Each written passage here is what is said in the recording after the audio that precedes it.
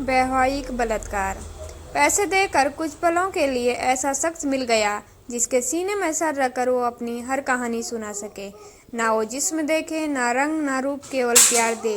वो प्यार जिससे हकदार थी, जिसके वंचित थी, और फिर भी प्यार भर के बातें कर ले, दर्द सुनाकर। मतलब ये कहा जा सकता है चंद पैसों से खरीदा है जज्बात सुनने वाला पुरुष। ऐसे शख्स को आसपास के लोग सेक्स वर्कर के नाम से बुलाते हैं, मगर वो कुछ पलों के लिए खरीदा हमदर्द बुलाती है।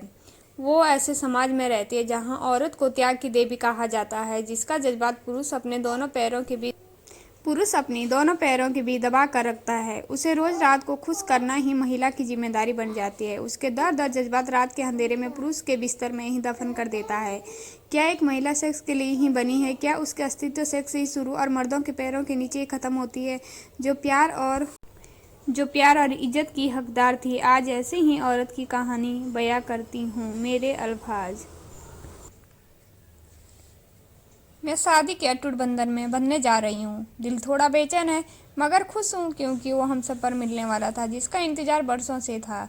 मेरी शादी हो गई। मैं सोच रही थी कि अपने नई जीवन की शुरुआत पूरे शिद्दत से करूँगी। कोई वजह नहीं छोड़ूंगी जिससे मेरे पति को कोई तकलीफ हो या कभी महसूस हो। मेरे खाने से लेकर कपड़ों तक उनकी पसंद का हो, क्योंकि माँ कहा करती थी पति ही सब कुछ है। उसकी खुशी में ही खुश होना, उसके दर्द में रोना और उसके हिसाब से रहना। कभी मोल भाव मत करना। औरत है, औरत की तरह रहे।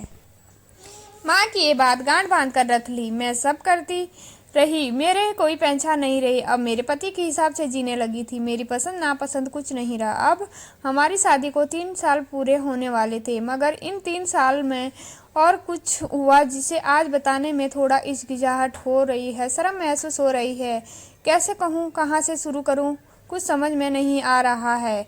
बताते वक्त मेरी जुबान लड़खड़ा रही है, मेरी रूह डर से कांप रही है, क्योंकि माँ ने इसके बारे में जिक्र ही नहीं किया था। बस कहा था जो भी होगा, जैसा भी हो, समझौता कर लेना। मगर कैसे करूं समझौता? हर रात से जिस रात में मेरा पति जानवरों की तरह सुलूक किया करता, एक दवा देता और मुझसे बिना पूछे हवानों की तरह नोचता। मेरे जिस्म में रोम रोम में ऐसा दर्द होता कि आवाज़ तक नहीं निकलती। और ये एक रात की नहीं, रोज रात की बात है। दर्द में आंसू तक नहीं निकलते, मगर कभी खून जरूर निकल जाता। दर्द में बिखरी पड़ी होती,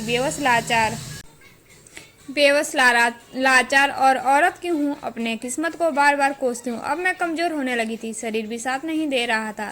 थक जाती हूँ, मगर मेरे पति को उससे कोई मतलब नहीं। उसे तो काली रात से मतलब था। मैं रोज ईश्वर से भीख मांगा करती कि आज दिन ना ढले, क्योंकि जैसे ही काली रात होगी वैसे ही मेरी किस्मत काली करती जाती है। वक्त के साथ चुप रहकर दर्द का आदत डालने लगी। कोई नहीं होता मेरे पास कि ये तकलीफ बांट सकूं, जिसके सीने में सर रखकर रो सकूं। जानती हूँ माँ कहेगी औरत है, समझौता करना सीख लिया, इसलिए और अकेला महसूस होने लगा। एक रोज मेरी नज़र पेपर के कोने में गई, जहाँ लिखा था चंद पैसों में बुलाओ अपनी दुख का साथ, कॉल बॉय। मैं अपने जीवन में इतनी हताश हो गई थी कि सही गलत समझ ही नहीं आ रहा था। मैं बिना सोचे समझे उस नंबर पर कॉल डायल कर ली और उससे मिलने जाने का विचार बना ली। मेरे पति को कुछ दिनों के लिए काम से बाहर जाना था और वही सही मौका था मेरे लिए। मेरे पति के निकलते ही दूसरे दिन बाहर जाना पड़ा। वही सही मौका था मेरे लिए। मेरे पति के निकलते ही दूसरे दिन उस अजनबी से मिलने गई। बहुत डरी हुई थी, मगर फिर भी गई। जैसे ही होटल के रूम 403 पहुंची, जो दरवाज़ा लॉक कर दिया, मैं घबरा गई। फिर वो मेरे बेजान आंखों को देखे जा रहा था। मैं भी उसकी ओर देखी और रो पड़ी। मुझे बेड पर बिठाकर मेरे कदमों के नीचे बैठ गया और बोला क्या दर्द छुपाए बैठी हो? आज तक मेरे पति ने जो सवाल नहीं पूछा वो संजा ने पूछ लिया। मैं रोते रोते अपनी कहानी बताती गई और उसकी भी आंखें नम हो गई। वो कहने लगा कि क्यों बर्दाश्त करती हो इतना सब कुछ, सिर्फ समाज के लिए? तुम्हारी पहचान नहीं है क्या? तुम्हारी पसंद नापसंद नहीं है क्या? औरत को मोम की पुतला नहीं? तुम्हारे अंदर भी दर्द है, तुम्हारे भी जैसे। चुपचाप रहकर सिर्फ सहती रहोगी या आवाज उठाओगी? अपने अधिकार के लिए लड़ोगी? औरत ही कोई अबला नारी नहीं, तुम्हें पता नहीं है? तुम सहती हो, वह बलात्कार का एक रूप है जिसे वैवाहिक बलात्कार कहा जाता है। तुम कानून की मदद लो, क्योंकि तुम्हारी छोटी सी हिम्मत पूरी समाज की औरतों की सोच बदल सकती है। उनके साथ हो रहा अत्याचार के खिलाफ आवाज़ उठाने की हिम्मत देगा। उन सबके अधिकार अधिकार के लिए लड़ो। ये जो कहा था उसने, इससे मुझे यह समझ आ गया है। अब वक्त आ चुका है कि अत्याचार के खिलाफ आवाज़ उठाओ। इतना आसान नहीं था, क्योंकि पूरी ज़िंदगी डर से ही निकाली, मगर आप सहन कर ली तो मेरी बची